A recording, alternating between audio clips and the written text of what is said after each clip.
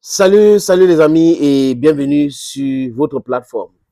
Vous savez que le Burkina Faso, depuis, avait dénoncé la convention de double imposition. Vraiment, dès le début, le Burkina a dénoncé cela. Donc, les entreprises françaises qui sont là, au Burkina Faso, les Français qui sont là devraient payer les impôts. Pas les choses minimes qu'ils payent là, devraient payer les impôts. Oui, les impôts sur les bénéfices devraient être payés au Burkina Faso. Le Mali et le Niger sont entrés dans la danse. Et c'est une bonne chose. Vous voyez que cette alliance est en train de se coordonner de façon très professionnelle pour se débarrasser de tous ces accords coloniaux, de se débarrasser de tous ces complexes-là, de se débarrasser de la monnaie qu'on appelle franc CFA. C'est une très, très bonne chose, les amis. Mais comme il y a toujours des gens pour nous raconter de Bouba, les amis, je vais vous proposer un article que j'ai trouvé sur la page de Radio France Internationale. En quelque sorte, l'article est là pour décourager les Africains. Je vais vous proposer l'article et vous donner mon idée là-dessus, mon opinion. L'article dit quoi? Mali, Niger, avec la fin des conventions fiscales, les Maliens de France seront les premiers touchés. Écoutez, comment est-ce qu'ils ont orienté leur papier, l'angle de leur papier. Oui. Le Mali et le Niger ont dénoncé mardi 5 décembre les conventions fiscales passées avec la France qui permettaient depuis une cinquantaine d'années d'éviter aux particuliers comme aux entreprises de payer des impôts sur les revenus ou la succession, par exemple. À la fois dans le pays de résidence et dans celui d'activité, en clair. Il s'agissait d'éviter cette double imposition. Bamako et Niamey ont décidé de mettre un terme à ces conventions dans les 3 mois. Mesures économiques censées renflouer les caisses de ces 3 pays. Je continue avec l'article.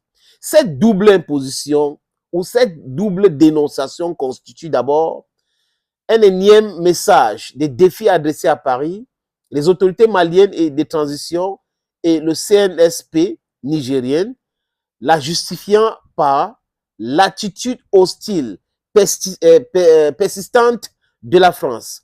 Aucun détail, mais l'argument est récurrent et fait toujours mouche auprès des soutiens des militaires qui ont pris le pouvoir dans ces 2 pays.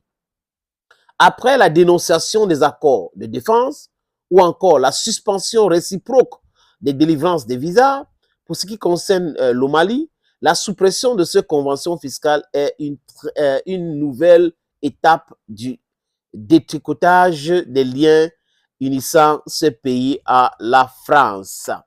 Je vous épargne certains détails qui ne sont pas importants. L'article continue. J'ai dit, c'est l'article de Radio France Internationale. L'harmonisation des pays de l'AES, éloignement d'un côté, rapprochement de l'autre.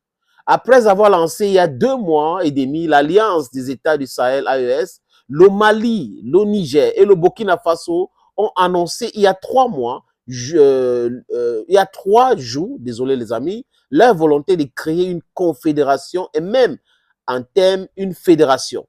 Aucune échéance n'a été annoncée, mais les 3 pays multiplient les actes de rapprochement.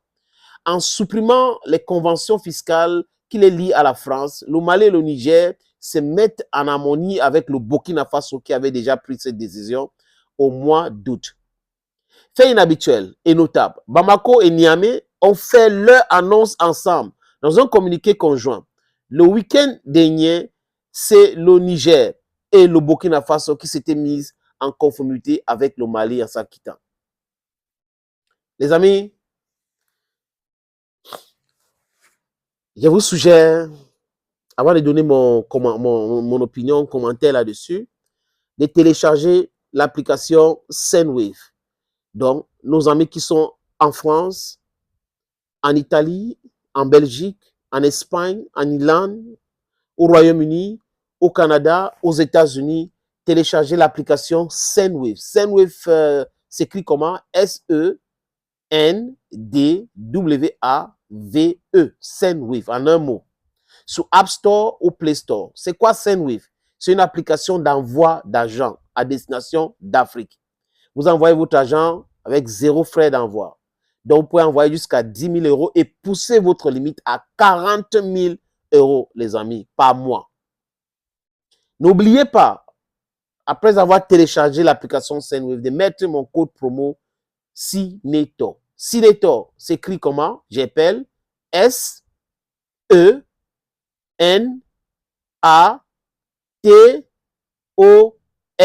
Je répète, S-E-N-A-T-O-R. Voilà donc. Dès que vous allez introduire mon code promo, ça va vous faire bénéficier de 10 euros gratuitement. Vous pouvez envoyer l'argent à quelle destination? Le Mali, la Côte d'Ivoire, le Cameroun, le Sénégal, le Congo-Brazzaville et le Congo-Kinshasa, les amis. Bon, les amis, les RFI et les autres chaînes pensent que nous sommes dupes. Ils sont là pour l'intérêt de leur pays, d'accord. Et nous, quand on est là pour l'intérêt de nos pays ou de notre pays, l'Afrique, c'est quoi? Nous sommes les trolls, nous sommes les manipulés. Non, il y a des gens derrière nous. C'est quoi cette histoire de double imposition?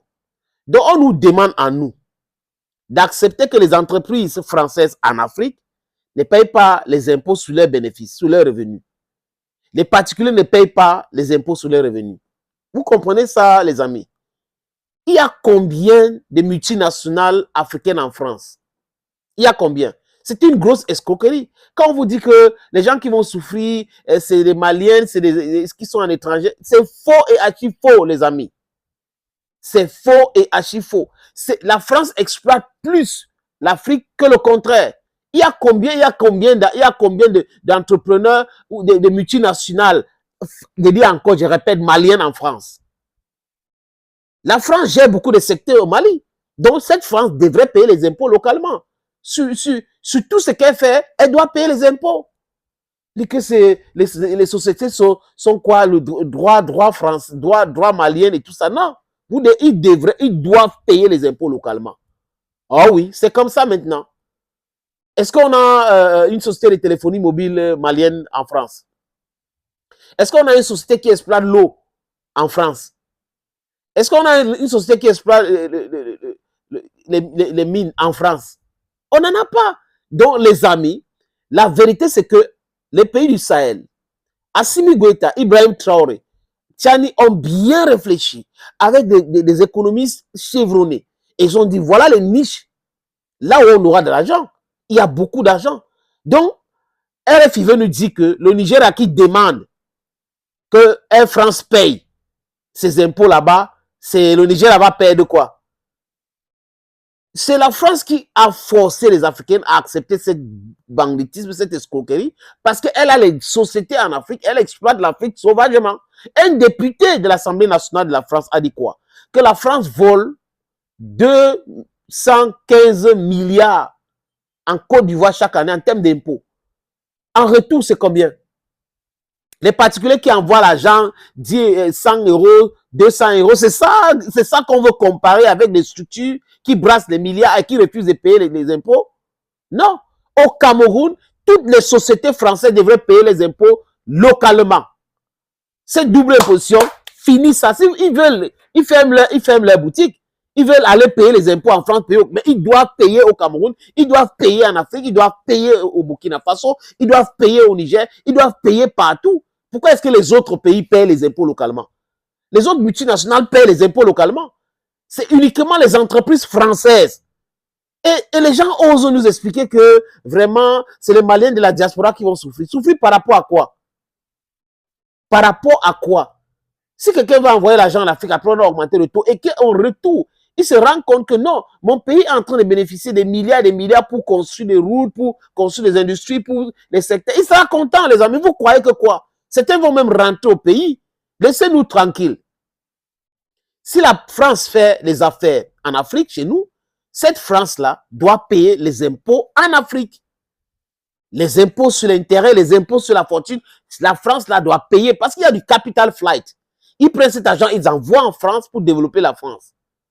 Et c'est nous qu'on exploite. Et c'est à nous qu'on commence à effrayer le peuple et les populations en France. Non, les amis, c'est le faux. C'est-à-dire qu'il n'y a aucune grande entreprise malienne qui est en France, qui exerce en France, nigérienne ou burkinabé. Il n'y en a pas. Le contraire est vrai. Nous sommes en train de parler des milliards ici. Vous venez nous parler des centaines, je ne sais pas. On parle des milliards. On parle en termes de milliards. Aucun Africain digne de ce nom peut s'opposer à cela. Si on l'explique que voilà, et qu'on est en train de travailler avec cet argent, et ça, c'est beaucoup d'argent, les amis. C'est beaucoup d'argent que ces multinationales vont verser. Et cet argent sera utilisé pour le développement des pays de l'AES. On parle de confédération, non? C'est la fédération bientôt. La monnaie de l'année prochaine. Hein? C'est comme ça. Et j'adore cette coopération militaire avec la Russie. Ça envoie un message fort que nous, on est prêts. Et le peuple est prêt.